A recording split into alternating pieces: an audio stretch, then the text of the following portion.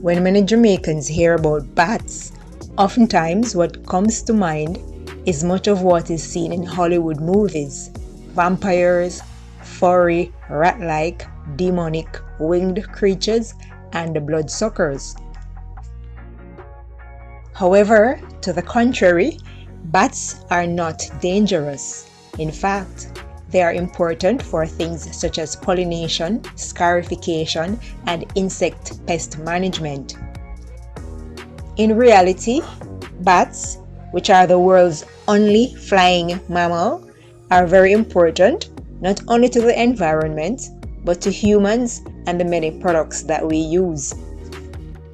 But fear and misconceptions about rat bats have, over the years, led people to deliberately destroy their roosts, forcing them to seek accommodation in man-made structures such as